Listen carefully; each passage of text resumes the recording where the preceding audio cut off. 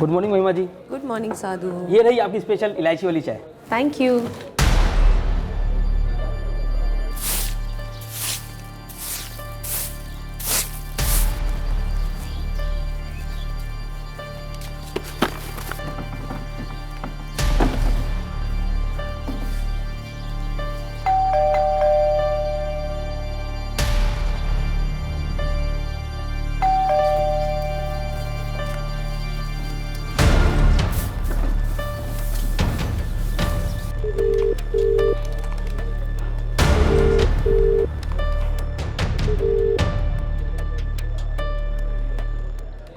प्रकाश, ये महिमा जी आज ऑफिस नहीं आई, मुझे भी इन्फॉर्म नहीं किया। कल कुछ कहा था क्या उन्होंने तुमसे? नहीं माँ जी, महिमा जी ने मुझसे तो कुछ नहीं कहा। सर, महिमा जी आज ऑफिस नहीं आई हैं, कुछ बताई भी नहीं थी छुट्टी लेने के बारे में। फोन करो महिमा को और उनसे पूछो कि मटेरियल कोटेशन की फाइल कहाँ है। सर, फोन किया था मैंने, लेकिन महिमा जी फोन नहीं उठा रही हैं। ट्राई करते रहो और मैसेज करो, वो फाइल हेड ऑफिस भेजनी है आज के आज।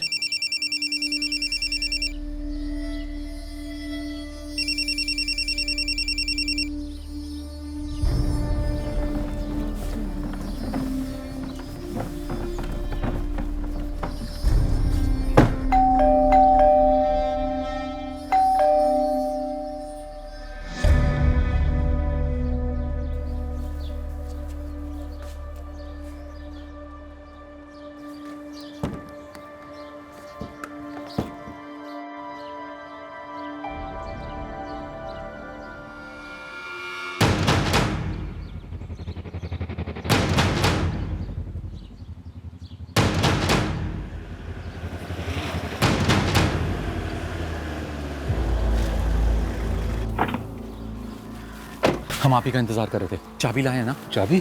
नहीं, मेरे पास तो चाबी नहीं है। नमस्ते, मेरा नाम लक्ष्मण सिंह है, मकान मालिक। चाबी? वो दोनों चाबी तो महिमा जी अपने साथ रखती थी।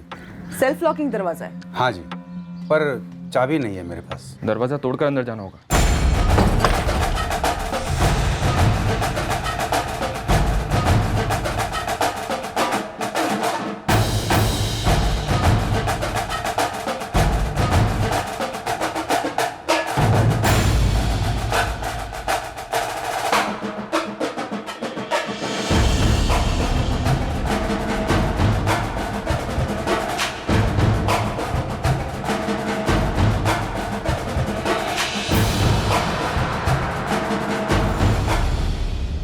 कल भी महिमा जी ने कचरे का डब्बा बाहर नहीं रखा साहब, आज भी नहीं रखा।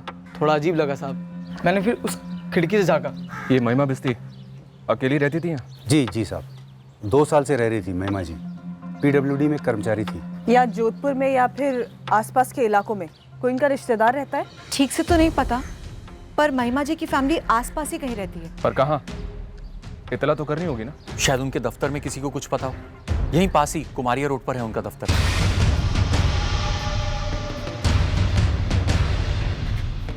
इस वक्त हम ज्यादा कुछ कह नहीं सकते, पर ऐसा लगता है महिमा जी का गला घोटा गया था। क्या? हमने कल कितने फोन किए यहाँ से, वही मैं सोच रहा था। बिना बताए महिमा जी कभी छुट्टी लेती नहीं थी। मैडम जी, मुकेश बिस्ती महिमा का भाई है, उसमें नंबर और एड्रेस दोनों है। जी हाँ, मैं मुकेश बिस्ती बोल रहा हूँ। आप महिमा बिष्टी के बड़े भाई हैं मुकेश? हाँ जी, आप कौन? जोधपुर पुलिस। बापू, जोधपुर पुलिस का फोन था। किस लिए? वो महिमा नहीं रही। क्या?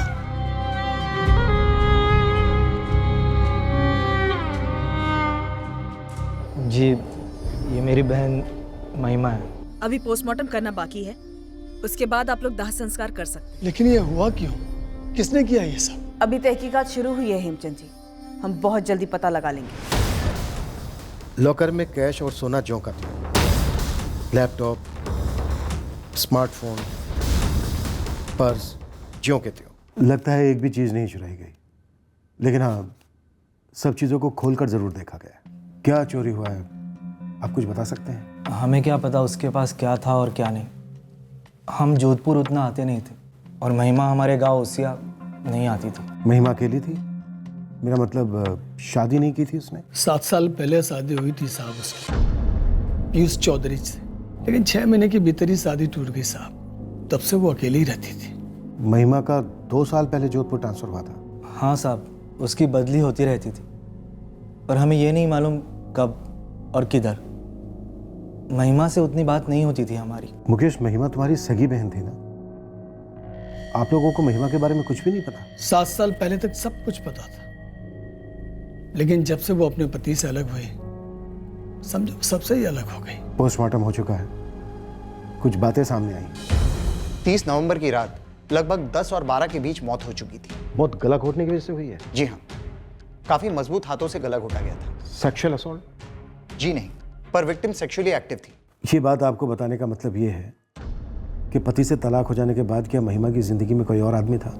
साहब, हमने आपको बताया ना, महिमा से उतनी बात नहीं होती थी हमारी। और ऐसा भी नहीं साहब कि हमारा उसके साथ कोई रिश्ता था ही नहीं। कभी कभार फोन पे बात हो जाती थी, और महिमा तो बहुत अच्छा कमाती भी थी साहब। कभी कभी हमारी मदद करने के लिए घर पे पैसे भी भेजती थी। आखिरी मुलाकात कब हुई थी आपकी महिमा से? कुछ 6 महीने पहले मिले होंगे।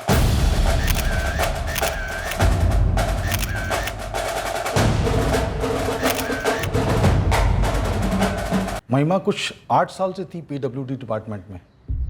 यहाँ जोधपुर आने से पहले शायद बाड़मेर में थी। जी, वो थी तो सीनियर क्लर्क, लेकिन मैनेजर की काबिलियत रखती थी, एकदम अप टू डेट, खास करके न्यू टेक्नोलॉजी को लेकर। आप तो जानते ही हैं सरकारी दफ्तर में बंदे कितना टाइम लेते हैं ये कंप्यूटर और ऑनलाइन के साथ एडजस्ट होने में। लेकिन महिमा बहुत जल्दी एक्सपर्ट हो गई थी और बड़े दिल से सब कुछ सिखाती भी थी। कोई सॉफ्टवेयर हो, ऐप हो, महिमा जी से पूछो। किसी को नया गैजेट खरीदना हो तो महिमा जी से पूछो। पर क्या महिमा की किसी के साथ कोई दुश्मनी थी? कोई झगड़ा हुआ था उसका कभी? नहीं है, ऐसा तो कुछ नहीं था। मेरे ख्याल से महिमा अकेली रहती थी, तो शायद कोई चोर डकैत। लगता तो नहीं कि घर से एक पैसा भी चुराया गया। 50,000 कैश, मोबाइल, पर्स, गहने, महिमा का लैपटॉप, सब वहीं का वहीं था। अजीब बात है ये तो। अच्छा, महिमा का कोई अफेयर था क्या? हमें तो बस इतना पता था कि कई सालों से वो सिंगल थी। जी, महिमा जी ने सामने से तो कभी कुछ बताया नहीं, सिर्फ इतना सुना था कि कुछ ही महीनों बाद उनकी शादी टूट गई थी। वो तो 7 साल पहले की बात है, मैं अभी की बात कर रहा हूँ। क्या अभी उसका कोई अफेयर था? ऑफिस में तो ऐसा कुछ नहीं था, कम से कम हमें तो नहीं पता। और सर, हमें नहीं पता मतलब नहीं होगा। और फिर बाहर क्या हो रहा था, क्या नहीं हो रहा था, ये हम कैसे जानेंगे? महिमा की ड्यूटी यहाँ 8 घंटे की थी और दिन में तो 24 घंटे होते। नहीं मैडम, मैंने कभी इतनी बारीकी से तो देखा नहीं। चावल में कंकड़ ढूंढने की बात नहीं हो रही है शंकर, मोहल्ले में आने वाले आदमी की बात हो रही है। कभी कोई कार, ऑटो या बाइक से आया हो पिक करने या फिर ड्रॉप करने? नहीं मैडम, आप लक्ष्मण जी से पूछ लीजिए। वैसे भी मकान मालिकों की नज़र ज़्यादा तेज होती है। महिमा जी अकेली रहती थी साहब, किसी और को कभी देखा नहीं। साहब, हर घर का कचरा कुछ कहता है। मैं तो कचरा देखकर बता सकता हूँ साहब कि घर में कितने लोग रहते हैं। तू सिर्फ कचरा नहीं देखता रघु, औरों के घर की खिड़की के अंदर झांक कर भी देखता है। साहब, मुझे सच में चिंता हुई उनकी। चिंता तो मुझे तेरी हो रही है रघु, कि तू मुंह क्यों नहीं खोल रहा है। साहब, रघु सच सच बता दे, 30 नवंबर की रात को महिमा बिस्ती से मिलने कौन आया था? 30 नवंबर क्या, इस एकता कॉलोनी में कभी रात में आता ही नहीं हूँ। मेरी तो दिन की ड्यूटी होती है। नमस्कार परमार साहब। और घनश्याम, क्या हाल है? बढ़िया सर जी, आप कैसे हैं? कैसे याद किया? 2 साल पहले अग्रीमेंट बनाते वक्त आपकी महिमा जी से बात हुई थी किसी आदमी के रहने को लेकर? कभी नहीं। कहती थी सिंगल हैं और सिंगल ही रहती थी। आप टाइम टू टाइम नजर रखते आए हैं? नहीं जी, बिल्कुल नहीं। देखिए, सरकारी नौकरी कर रही थी महिमा जी, काफ़ी डिसेंट औरत थी, तो ये नज़र रखने का तो सवाल ही पैदा नहीं होता। ऊपर से किराया मांगने के लिए कभी घर पर जाने की जरूरत नहीं पड़ती थी। तो वो आपके घर आती थी? किराया कैसे देती थी, कैश या बाय चेक? हर महीने की पहली तारीख को सीधे ऑनलाइन ट्रांसफ़र कर देती थी। मेरे घर कभी नहीं आई। लेकिन कोई उस घर में जरूर आया था जो कि अजनबी नहीं था, और उसने ऐसा दिखाने की कोशिश की जैसे कि घर को लूटा गया हो, लेकिन लूटा कुछ नहीं गया। माजरा कुछ और ही है लक्ष्मण जी, कोई बॉयफ्रेंड प्रेमी वाला एंगल मजबूत लग रहा है। क्या आप ऐसे किसी को जानते हैं? नहीं, मुझे तो नहीं पता, पर हाँ, वहाँ अंबिका जी रहती हैं पड़ोस में, हाउसवाइफ हैं। आपकी बात हुई उनसे? सर, महिमा के मोबाइल के कॉलेज को खंगाला। ज्यादातर लोगों से फोन करते नहीं थे और ना ही वो किसी को करती थी। वैसे भी कल तक कॉल रिकॉर्ड्स आ जाएंगे। सर, मुझे एक बात खटक रही है। महिमा की सैलरी थी सिर्फ 21,000। मकान मालिक लक्ष्मण को किराया देती थी 4,500। फिर भी उसने लॉकर में 50,000 कैश में रखे हुए थे? इमरजेंसी के लिए रखे होंगे शायद, बैकअप। जबकि सब लोगों का कहना है कि महिमा मोस्टली ऑनलाइन ट्रांजैक्शन करती थी। अब सारी दुनिया ऑनलाइन थोड़ी ना होती है अभिषेक, और इतना कैश घर में रखना कोई गुनाह तो है नहीं। पर फिर भी अकेली सिंगल औरत, सैलरी सिर्फ 21,000 और उसके घर के लॉकर में कैश 50,000। तुम्हारा इशारा किस तरफ है अभिषेक? मतलब ये गलत पैसा था, रिश्वत विश्वत? सरकारी नौकरी थी सर। निधि, महिमा के लैपटॉप में कुछ मिला? मर्डर की तरफ इशारा करे ऐसा तो कुछ नहीं मिला सर। फिर भी मैं महिमा की पड़ोसी अंबिका से बात करती हूँ। वैसे मैंने देखा तो नहीं कभी किसी को महिमा के घर आते हुए। कभी कुछ सुना हो?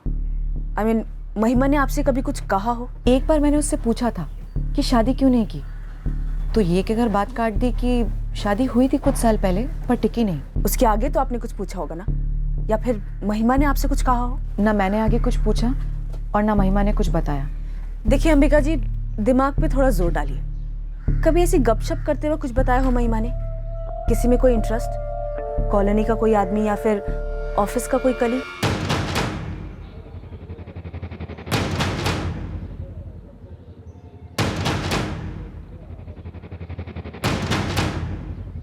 मैं दूसरी औरतों के साथ ज्यादा गपशप नहीं लड़ाती। हाँ, महिमा के साथ काफी बातें हो जाती थी, लेकिन मर्द वर्द को लेकर के कोई बात नहीं की हमने। कोई मर्द तो था महिमा की जिंदगी में अंबिका जी, पोस्टमार्टम से पता चला है। सेक्सुअली एक्टिव थी। मैडम, मुझे तो इस बात की भनक भी नहीं लगी कभी। और फिर ये सब बातें पूछी थोड़ी ना जाती हैं, और सामने से कोई औरत अपनी पड़ोसन को ये सब क्यों बताएगी भला? लेकिन वो अपनी निजी जिंदगी में जैसे भी हो, महिमा मेरे साथ अच्छी थी, नेक थी। सामने से उसने कई बार पूछा भी मुझसे कि पैसों वैसों की जरूरत हो तो बताना। पैसों की जरूरत? हाँ, मतलब लोन वगैरह चाहिए हो तो। अच्छा अंबिका, कभी तुम्हें पैसों की ज़रूरत हो या फिर कोई लोन वोन चाहिए तो मुझसे कहना, इंतज़ाम कर सकती हूँ। अच्छा ठीक है, मैं इनसे बात करके तुम्हें बताती हूँ। ऐसे ही घर पे चाय के लिए बुलाया और फिर लोन ऑफर किया आपके बिना पूछे? वो 6 महीने पहले हमने अपने पूरे घर की मरम्मत कराई थी, जिसके लिए हमने लोन लिया था। बस मैं इस बात का जिक्र कर रही थी महिमा से, तब उसने मुझे बोला था कि अगर पैसों की ज़रूरत हो तो वो लोन दे सकती है। मतलब महिमा ने सामने से लोन ऑफर किया?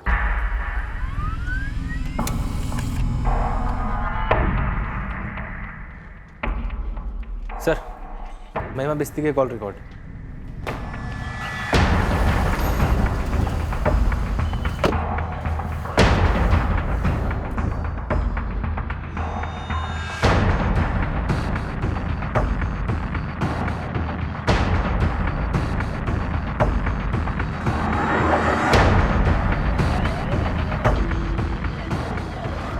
साढ़े 4,000 किराया था महीने का, एग्रीमेंट में भी लिखा है। और 2 साल से एग्रीमेंट बदला नहीं और ना ही किराया बदला। जी, वो अकेली रहती थी इसलिए मैंने किराया बढ़ाया नहीं। आपने हमसे ये भी कहा कि महिमा हर महीने की पहली तारीख को अपना किराया बराबर से ऑनलाइन ट्रांसफ़र कर देती। जी।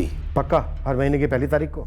दरअसल वो 8 महीने पहले महिमा जी ने मुझे पूरे साल का किराया एक साथ एडवांस में दे दिया था, जब मुझे कुछ पैसों की ज़रूरत थी। तो ये बात आपने हमें पहले क्यों नहीं बताई? 8 महीने पहले तक तो ऐसे ही हर महीने के महीने ट्रांसफ़र करती थी।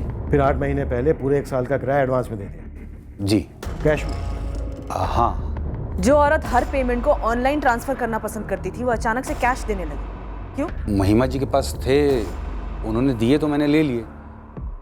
मैं भला उनसे क्यों पूछता है? पर हम पूछ रहे हैं लक्ष्मण जी, हम पूछ रहे हैं। 1 साल का किराया मतलब 54,000 रुपए। आप सोच कर बताइए, महिमा बिस्ती ने आपको इतना ही कैश दिया या इससे ज्यादा? थोड़ा ज़्यादा, मतलब लोन दिया था महिमा जी ने मुझे। मतलब महिमा ने सामने से लोन ऑफर किया? हाँ, और महिमा ने मुझे ये भी बताया था कि उसने अपने मकान मालिक लक्ष्मण जी को भी लोन दिया है। वो जो लक्ष्मण जी है ना, उन्हें 2.5 लाख रुपए की जरूरत थी, मैंने तुरंत दे दिए। तुम्हें चाहिए तो तुम्हें भी दे सकती हूँ। लेकिन मुझे ज़रूरत नहीं थी, क्योंकि मेरे हस्बैंड का तो बैंक से ही लोन हो गया था। महिमा लोन देने का भी काम करती थी? आपने कभी पूछा नहीं कि इतने पैसों का इंतजाम वो कहाँ से करती है? अब मैडम, जिस गांव जाना नहीं है उसका पता क्यों पूछती मैं? दरअसल मैंने एक फ्लैट बुक किया था जिसके लिए मुझे कुछ पैसों की ज़रूरत थी। महिमा जी सोच रहा था कि बैंक से 4 लाख रुपए का लोन ले लूँ, लेकिन अगर आप 1 साल का किराया एडवांस में देती हैं और कुछ यहाँ वहाँ से जुटा लूँ तो सिर्फ 2.5 लाख का लोन लेना पड़ेगा। आप बैंक से 2.5 लाख का लोन लेने की सोच रहे हैं? हाँ, मतलब अगर आप 1 साल का किराया एडवांस में दे सकती हैं तो। हाँ, तो मैं आपको 1 साल का किराया और 2.5 लाख का लोन दोनों दे सकती हूँ। क्या? हाँ, और ब्याज भी बैंक से कम लोगे। सालाना सिर्फ 6% ब्याज ले रही थी महिमा जी मुझसे, जो मैं उन्हें महीने के महीने दे देता था। कैश या ऑनलाइन ट्रांसफर? ऑनलाइन ट्रांसफ़र तो मुझे नहीं आता। हाँ, ये जीएसटी के बाद थोड़ा बहुत सीख गया हूँ, पर महिमा जी भी ब्याज कैश में ही चाहती थी। तो लोन देने के लिए इतना कैश आता कहाँ से था महिमा बेस्ती के पास? वो तो मुझे नहीं मालूम। पर यह मालूम था कि सारा पैसा कैश में लिया है, तो उसका कोई प्रूफ तो है नहीं। चूंकि महिमा मर चुकी है तो अब पैसा लौटाने की भी जरूरत नहीं है। नहीं साहब, ऐसा नहीं है। तो फिर कैसा है लक्ष्मण सिंह? उसकी फैमिली को पता नहीं कि महिमा क्या करती थी, कैसे करती थी, तो सोचा महिमा को मार देते हैं। उसके बाद ब्याज तो दूर, लाखों का लोन भी माफ हो जाएगा। लाखों क्या, करोड़ों का भी फायदा होता ना तो मैं किसी को नहीं मारता। एक सीधा सा बिजनेसमैन हूँ, यहीं जोधपुर में घंटाघर के पास दुकान है मेरी। पैसों के लिए मैं किसी का खून कर दूं, ऐसा आदमी नहीं हूं मैं। तो फिर ऐसा आदमी और कौन हो सकता है लक्ष्मण? साहब मैं क्या जानूं। महिमा जी मेरी किराएदार थी, इससे आगे मेरा उनके साथ कोई वास्ता नहीं था, कोई रिश्ता नहीं था। तो फिर किसका वास्ता था, किसका रिश्ता था लक्ष्मण सिंह? अरे नाम वाम छोड़िए, काम बोलिए जी। काम फोन आपने किया है, बोलो क्या चाहिए? गाड़ी चाहिए? तू चाहिए। अब चाहे तू गाड़ी में आ, चल के आ, दौड़ के आ या उड़ के आ, लेकिन अभी आ जा। एकता नगर पुलिस थाना। किस सिलसिले में साहब? अधूरा सिलसिला है, नाम है महिमा बिस्ती मर्डर केस। जानता है ना तू महिमा बिस्ती को? हाँ साहब जानता हूँ, वो PWD वाली मैडम ना, बड़ा अखबार में मैंने। अब नाम बोलेगा? मैं निकुंज राणा। और मैं सब इंस्पेक्टर अभिजीत कुमार। चल अब जल्दी आ जा। लेकिन मैंने तो सब इंस्पेक्टर कुमार को महिमा की सैलरी की सारी डिटेल्स दे दी थी। अर्जुन जी, सैलरी, बोनस सब मिलाकर साल का ज्यादा से ज्यादा 3 लाख रुपए कमाती थी महिमा। तो अपने मकान मालिक लक्ष्मण को 2.5 लाख लोन कैसे दी, वो भी कैश? और मर्डर के बाद उसके घर से 50,000 और कैश मिले। महिमा की सैलरी का सारा पैसा उसके बैंक अकाउंट में वैसे के वैसा ही, सिर्फ बिल्स ऑनलाइन पे हुए। तो इतना कैश आता कहाँ से था? क्या वो घूस लेती थी?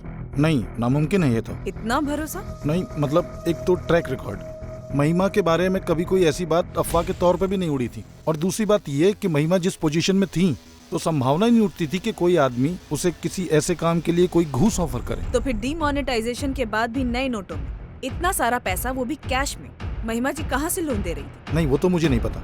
लोन? हाँ, लोन, कैश। हाँ, याद आया, महिमा जी ने लोन तो दिया था। आपको भी लोन दिया था मोहन जी? मुझे नहीं, प्रकाश गाड़ी ले रहा था। जी मैडम, महिमा जी ने मुझे लोन दिया था। कितना? 1.5 लाख रुपए। कब लिया था लोन? 4 महीने पहले। हमारी और महिमा जी की बात हो रही थी कैंटीन में, तब मैंने उनको बताया था कि मैं कार लेने वाला हूँ लोन पर। अरे सेकेंड हैंड गाड़ी है तो क्या हुआ, तुम्हारी तो पहली गाड़ी है ना प्रकाश, मुबारक हो। अभी एकदम फाइनल नहीं है महिमा जी, लोन पास होना बाकी है। लोन कहाँ से ले रहे हो लोन? वो घंटाघर के पास एक फाइनेंस कंपनी है, 1.5 लाख रुपए का लोन दे रही है, 12% के बैच पे। 12? जी। अच्छा, अगर तुम्हें 12 की बजाय 10% पे लोन मिल जाए तो? कैसे महिमा जी? मुझसे? प्रकाश 1.5 लाख तुम्हें, 2.5 लाख अपने मकान मालिक लक्ष्मण सिंह को। महिमा कोई खानदानी रईस भी नहीं थी। उसके पिता और भाई गांव में एक छोटी सी दुकान चलाते हैं। महिमा उन्हें भी पैसों की मदद करती थी। लगता है एक पूरा पैरेलल बैंकिंग चल रहा था इस महिमा का।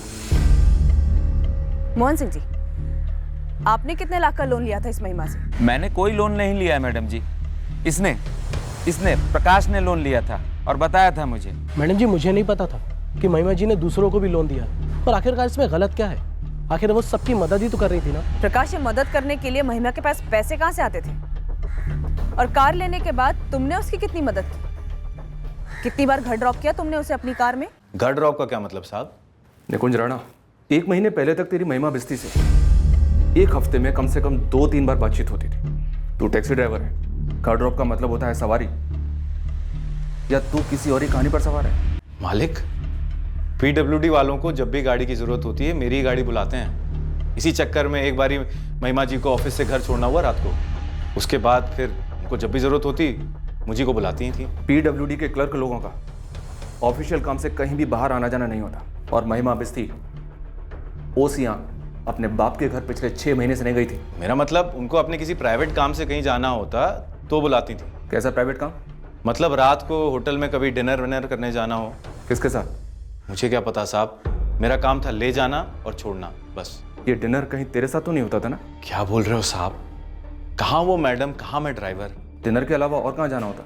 कभी मेहरानगढ़, कभी शास्त्री सर्कल, तो कभी घंटाघर। अकेली घूमती थी महिमा?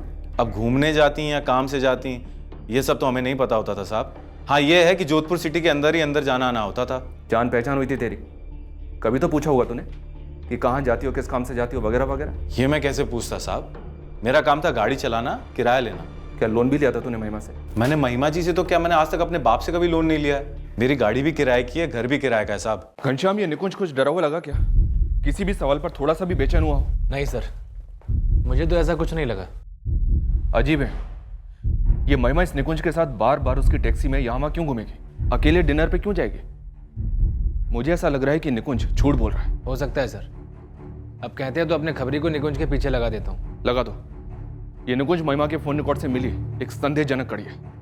और एक काम करो, इस निकुंज के फोन की लोकेशन रिपोर्ट भी निकलवाओ। Okay sir. वैसे 30 नवंबर की रात को इस महिमा और निकुंज के बीच कोई बातचीत तो नहीं हुई थी? क्या महिमा बिश्ती वाकई में इतनी रहस्यमयी औरत थी? ढेर सारे पैसे का लेन देन था उसका, पर किसी को ये नहीं मालूम कि इतना सारा पैसा उसके पास आता कहां से था। सर, इतने सारे लोगों में कह पाना मुश्किल है कि कौन झूठ बोल रहा है और कौन छुपा रहा है। सर, मकान मालिक लक्ष्मण सिंह और ऑफिस कलीग प्रकाश वाजपेयी, ये दो देनदार तो हमारे सामने हैं। हो सकता है कि इनसे भी कई ज्यादा बड़े देनदार हों जो महिमा को लोन वापस ना करना चाहते। मुमकिन। रहस्य नंबर 1, महिमा के पास इतना सारा पैसा आता कहां से था? महिमा ऐसा क्या करती थी? रहस्य नंबर 2, महिमा सेक्सुअली एक्टिव थी, तो उसका प्रेमी कौन था? सर, मकान मालिक लक्ष्मण सिंह। उसके पीछे एक आदमी लगाए तो है, बट अभी तक ऐसा कुछ पता नहीं चला है जो उसे इस केस के साथ कनेक्ट करे। और रही बात महिमा बिस्ती की पर्सनल लाइफ की, तो उसके प्रेमी के बारे में लीड मिलना थोड़ा मुश्किल है। कैब ड्राइवर निकुंज राणा? कुछ ना कुछ झोल तो जरूर है सर। समझ में नहीं आ रहा है कि महिमा बिस्ती अकेली टैक्सी में किसके पास जाती होगी। पूरे चांसेस हैं कि ऑफिस का कोई इन्वॉल्व था महिमा के साथ, पर कौन? महिमा के पास कहीं से ढेर सारा पैसा आ रहा, पर कहां से? 30 नवंबर की रात को कोई महिमा से मिलने उसके घर आया। जाहिर सी बात है सर, महिमा उसे जानती थी, शायद बहुत अच्छी तरह से जानती थी, क्योंकि घर में जबरदस्ती घुसने के कहीं कोई निशान नहीं मिले सर। महिमा ने उस आदमी को घर के अंदर लिया। पोस्टमार्टम रिपोर्ट के अनुसार उस रात ना तो कोई सेक्सुअल असॉल्ट हुआ और ना ही कोई सेक्सुअल एक्टिविटी। बस उस शख्स ने मजबूती से महिमा का गला दबाकर उसका कत्ल कर दिया। और ये सब हुआ रात 10 और 12 के बीच। शायद मकसद कत्ल का ही था सर। पहले महिमा का कत्ल किया गया, उसके बाद घर के लॉकर अलमारी सब खोले गए ताकि लगे कि चोरी के लिए मर्डर किया गया, पर दरअसल चुराया कुछ भी नहीं गया। सर, अगर हमें गुमराह करने के लिए हमारी आंखों में चोरी की धूल झोंकी जा रही है, तो कातिल कुछ तो चुराता, कुछ तो। राइट, पर ऐसा कुछ भी नहीं हुआ। सब कुछ वैसे का वैसा ही था। शायद हत्यारा कुछ और ही ढूंढ रहा हो। मतलब कुछ ऐसा जिससे शायद महिमा उसे ब्लैकमेल कर रही हो? क्या हो सकता है ऐसा?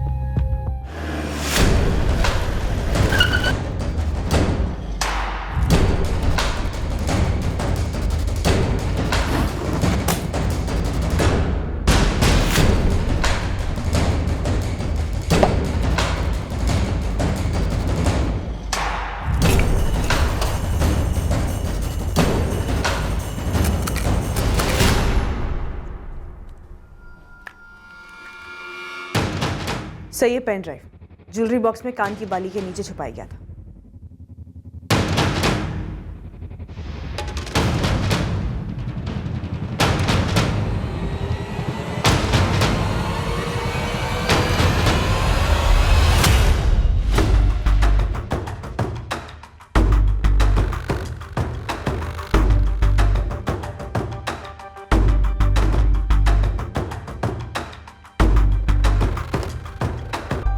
इस आदमी को शायद मालूम नहीं था कि महिमा उनके प्राइवेट मोमेंट रिकॉर्ड कर रही है। सर, एक और वीडियो है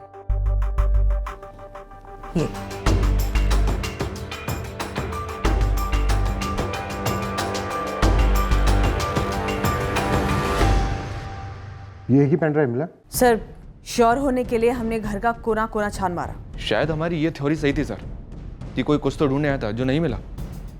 वो शायद ये था, पेन ड्राइव। सर, महिमा शायद इन वीडियोस के जरिए इन दोनों आदमियों को ब्लैकमेल करने की कोशिश कर रही होगी। और हो सकता है सर, इन वीडियोस में जो दो आदमी दिखाई दे रहे हैं, इनमें से ही कोई कातिल हो। ये तब हो सकता है जब सिर्फ ये दो लोग ही ब्लैकमेल हो रहे हैं। क्या पता और लोग भी हो जिनकी सेक्स टेप बनी है। सर, शुरुआत इन दोनों आदमियों से करते हैं। इन दोनों के चेहरे भी नजर आ रहे हैं। पहले पता तो चले कि आखिर ये सेक्स टेप बनाने का माजरा क्या है। कोई प्राइवेट सनक या क्रिमिनल मकसद। ये इन दोनों से पता चलेगा।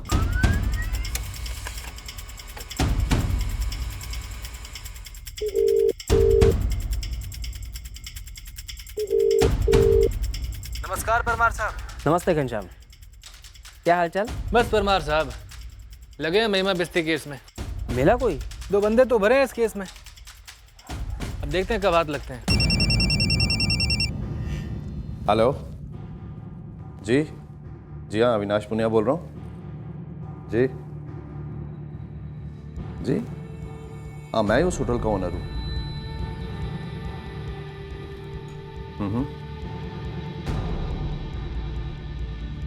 ठीक है। मैं हेलो जी हाँ, मैं जयराम बाफना बोल रहा हूँ जी। जी हाँ, मैं बैंक में सर्विस करता हूँ। जी जी जी हाँ।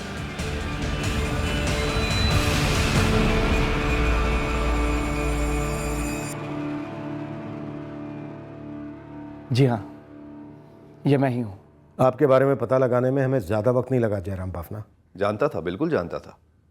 बल्कि महिमा की मौत के बारे में मैंने पेपर में भी पढ़ा था। मौत नहीं, मर्डर। कहाँ मिले थे महिमा से?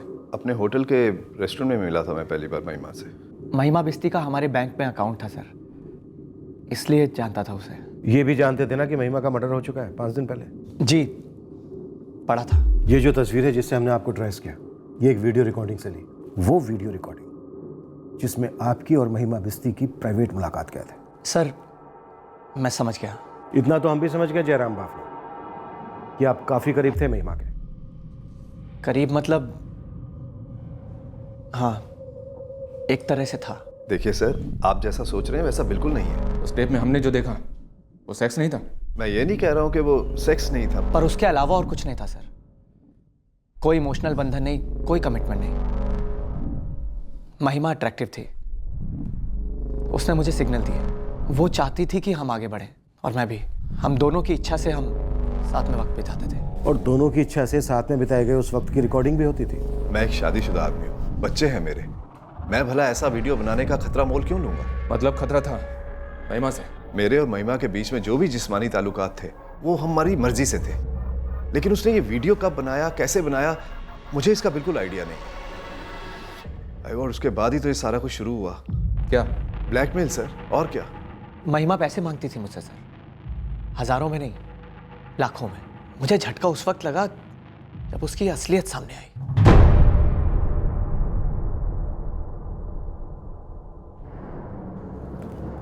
महिमा, ये सरासर नाइंसाफी है महिमा। मैंने कब कहा मैं इंसाफ की पुजारन हूँ? महिमा, ऐसा वीडियो बनाना सिर्फ मेरे लिए नहीं, तुम्हारे लिए भी बहुत खतरनाक है। कहीं ये वीडियो ऑनलाइन चला गया, वायरल हो गया तो हम दोनों को बराबर का नुकसान हो जाएगा। मैं अपना देख लूंगी, तुम अपनी फिक्र करो। वैसे तुम्हारा नुकसान कम हो सकता है, गायब भी हो सकता है, और वो भी सस्ते में। सस्ते में? महिमा, महिमा ये क्या है?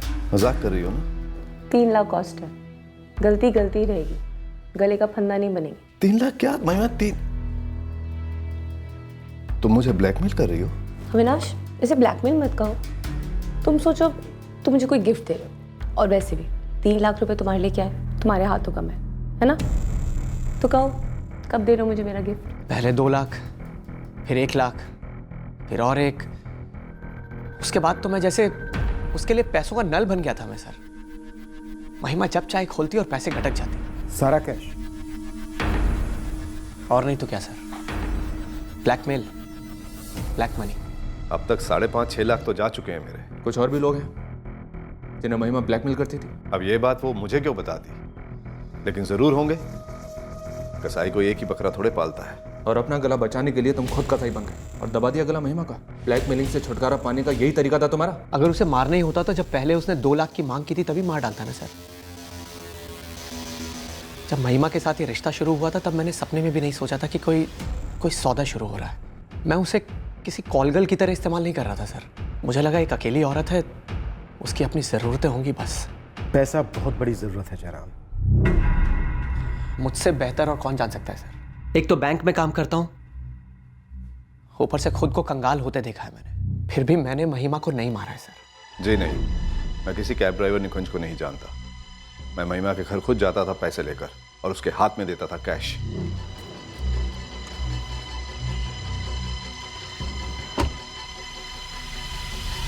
रहस्य नंबर 1 तो क्लियर हो गया कि महिमा अपना लोन बिजनेस कैसे चला रही थी। अविनाश पुनिया और जयराम बाफना, ये लोग खुद से तो सामने आए नहीं शिकायत लेकर, सब कुछ जानकर भी चुपचाप बैठे थे। हमने ढूंढ निकाला।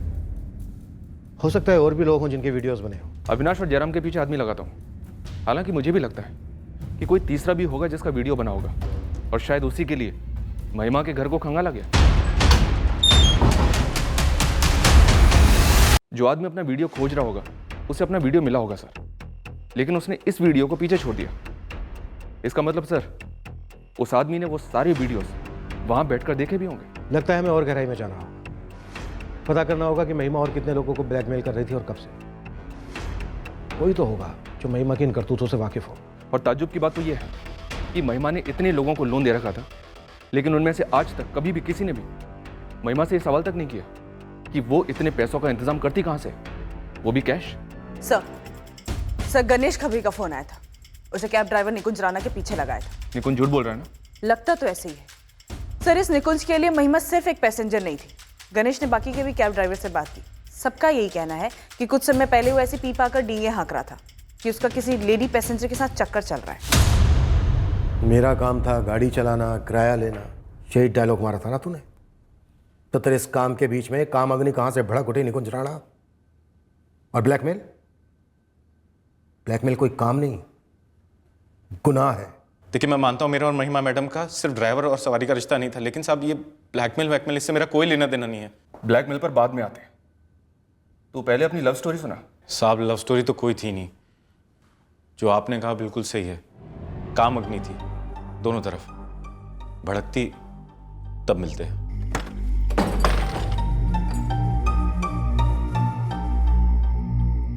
एक्सीलरेटर, ब्रेक, क्लच तीनों महिमा मैडम के हाथ में ही रहते साहब। जब उनका मूड करता वो बुला लेती। महिमा ने तेरे साथ भी वीडियो बनाया था क्या? ब्लैकमेल कर रही थी? मुझे ब्लैकमेल करके उनको क्या मिलता साहब? पैसे तो मेरे बटुए में उतने ही हैं जितने हैं। मज़े तो मैं वैसे ही दे रहा था।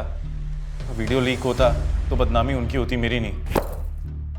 तू अब भी सच नहीं बोल रहा है। तू 30 नवंबर की रात को महिमा के घर गया था। अब तो ये बोल कि महिमा को तूने अपने किसी मकसद के लिए मार डाला या फिर किसी और के लिए। साहब नहीं साहब, मैं उस रात अपने घर ही पे था साहब। उस रात मैडम ने मुझे फोन करके नहीं बुलाया था साहब। तो फिर कौन गया था बोलना?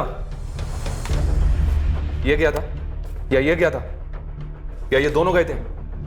अबे तू इतनी बार महिमा के घर गया है, इनको तो पहचानता ही होगा ना? साहब मैं इनको नहीं जानता, मैं सच कह रहा हूँ साहब। मैंने एक बार झूठ बोला था कि मैं मैडम को यहाँ वहाँ ड्रॉप करता था, जबकि वो मुझे फोन करके घर बुलाती थी। बस एक बार कोई हमसे झूठ बोले ना, बस उसके बाद हम उसके हर सच को भी झूठ की तराजू पर तोलते हैं। आखिरी मौका है तेरे पास।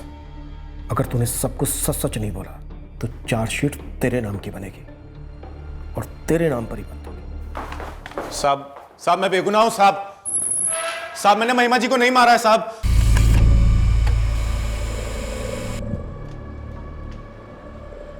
सर निकुंज राणा के फोन की लोकेशन 30 नवंबर की रात उसके घर की शो कर रही है, रोहिंगढ़ बस्ती। शातिर है, अपना फोन घर पर छोड़ा होगा, दूसरा और कोई फोन होगा। निधि मुझे पक्का लगता है या तो इस निकुंज ड्राइवर ने महिमा बिस्ती को मारा होगा या फिर ये निकुंज जैसा कुछ जानता है जो हम नहीं जानते।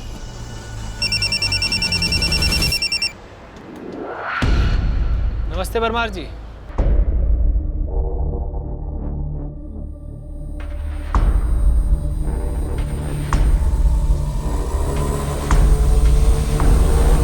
सर आपसे एक बात करनी थी महिमा बिस्ती मर्डर केस के बारे में। बोलो घनश्याम। कैलाश नगर पुलिस स्टेशन का एक रिटायर्ड कांस्टेबल है राजेश परमार। 2 साल पहले उसने वॉलंटरी रिटायरमेंट ली थी सर। अभी सिक्योरिटी गार्ड का काम करता है। कुछ बात करनी है उसके बारे में? सर ये जो महिमा बिस्ती का मर्डर केस है, मुझे लगता है राजेश परमार शायद उससे जुड़ा है।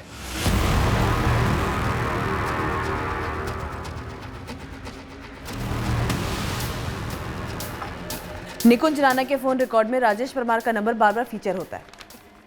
पक्का दोनों में जान पहचान। सर पहले मुझे अजीब नहीं लगा, लेकिन अब सोच रहा हूँ कि इन्वेस्टिगेशन शुरू होने के दूसरे दिन से ही राजेश परमार मुझे लगातार फ़ोन करता रहा है केस के बारे में जानने के लिए। और घनश्याम क्या हाल है? बढ़िया सर जी। आप कैसे हैं? कैसे याद किया? बस भाई अखबार में पढ़ रहा था वो महिमा बिस्टी मर्डर केस के बारे में। तुम्हारे थाने में ही होगा ना केस? जी परमार साहब, अभी तो तहकीकात शुरू हुई है पर कोई लीड हाथ नहीं लगी है। सर तब मुझे अजीब नहीं लगा क्योंकि मैं उनको जानता हूँ। लगा शायद ऐसी बातों बातों में पूछ लिया होगा।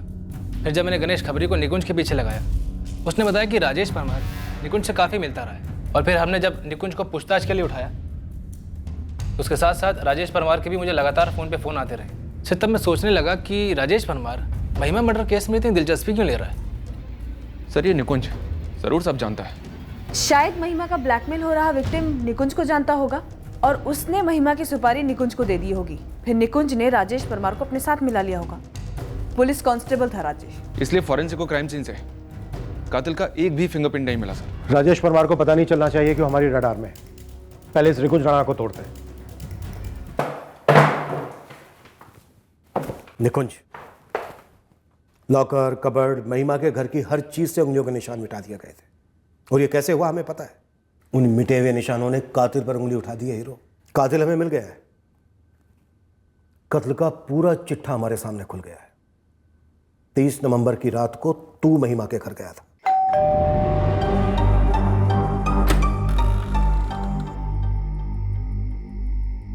तुझे वहां पूरी ट्रेनिंग के साथ भेजा गया था। ऐसा दिखाने की कोशिश की गई जैसे चोरी हुई है, और चोरी हुई भी, लेकिन पैसों और गहनों की नहीं। सिर्फ 150 रुपए के एक पेन ड्राइव की जिसमें सेक्स टेप थी, जो महिमा ने बनाई थी किसी को झांसे में फंसाने की। और तुझे भी झांसे में फंसाया गया कत्ल करवाने के लिए। तूने सब जगह से उंगलियों के निशान मिटाए, बस एक गलती कर गया। एक जगह से हमें तेरी उंगलियों के निशान मिले, ये तुझे पता भी नहीं। ये क्राइम सीन से मिले तेरी उंगलियों के निशान है। चल हाथ दे, हाथ दे। नहीं साहब, हाथ दे। नहीं साहब, नहीं हाथ दे बोला ना। नहीं साहब, हाथ दे। साहब मेरी उंगलियों के निशान वहां हो ही नहीं सकते साहब। साहब मैंने कुछ नहीं किया, मैंने नहीं मारा है महिमा जी को साहब। तूने, सिर्फ तूने मारा है महिमा को, और अब तू मरेगा फांसी के फंदे पर लटक कर। नहीं साहब, मैंने कोई कत्ल नहीं किया साहब। सबूत है हमारे पास। सब कत्ल का इरादा कभी था ही नहीं। महिमा जी नाराज हो गई, लेकिन उन्हें मारने का इरादा मेरा कभी नहीं था साहब। नाराज हो गई? हाँ साहब। क्यों नाराज हो गई?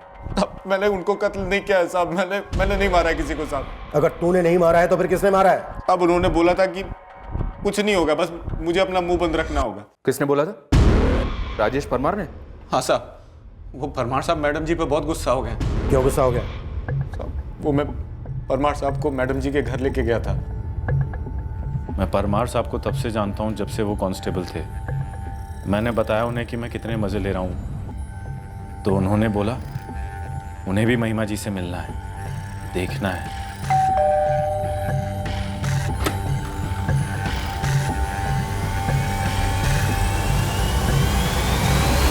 Retired constable security guard Rajesh Parmar क्यों मिलना चाहता था महिमा बिस्ती से? किसकी तरफ से मिलना चाहता था? किसी की तरफ से नहीं। तो फिर उसे मिलना क्यों था महिमा से? उसी के लिए जिसके लिए मैं मिलता था महिमा जी से। निकुंज, कौन है ये? दोस्त है। तो इसे यहाँ क्यों लेकर आए हो? इसको भी क्या इंटरेस्ट है। इंटरेस्ट है? इंटरेस्ट है? क्यों इतना फड़फड़ा रही हो मैडम? इसको यहाँ से लेकर जाओ। समझ के रखा है तुमने मुझे? मैडम, समझ वमझ तक क्यों जाना? जैसे निकुंज के साथ मजे करती हो वैसे हमारे साथ भी कर लो। चाहिए तो जो कुछ भी थोड़ा बहुत बनता है दे देंगे।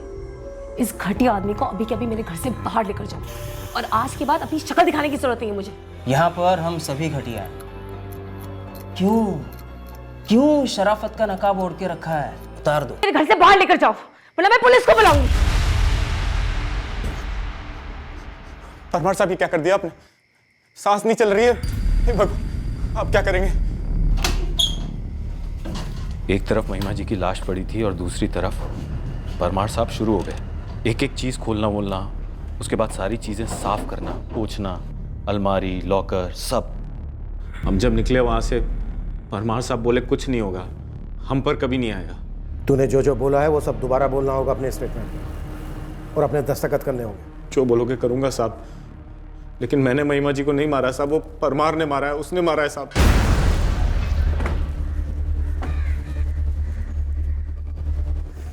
राजेश परमार, जय मैडम। चलो तुम्हारा खेल खत्म। निकुंज ने सब उगल दिया है। क्या उगल दिया निकुंज ने? वही जो तुमने उसे समझाया था, मुंह मत खोलना, कुछ बोलना मत, कुछ नहीं होगा तुम्हें। कैसी बात कर रहा घनश्याम?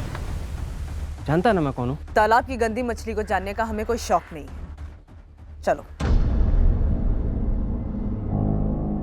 महिमा बिश्ती को जानने वाला हर कोई उसके कत्ल से दंग रह गया है और कत्ल के मकसद को जानकर होश उड़ गए हैं सबके। महिमा जो कर रही थी और जिस अंजाम से वो मिली, ये जानने के बाद महिमा के परिवार को भी गहरा आघात पहुंचा। कुछ लोगों को राहत भी मिली जो अपनी ही कमजोरी का शिकार बने थे। हमें कभी पता नहीं चला कि क्या महिमा की ब्लैकमेल लिस्ट में और भी लोग थे, क्या और भी पेन ड्राइव छुपाई गई थी कहीं।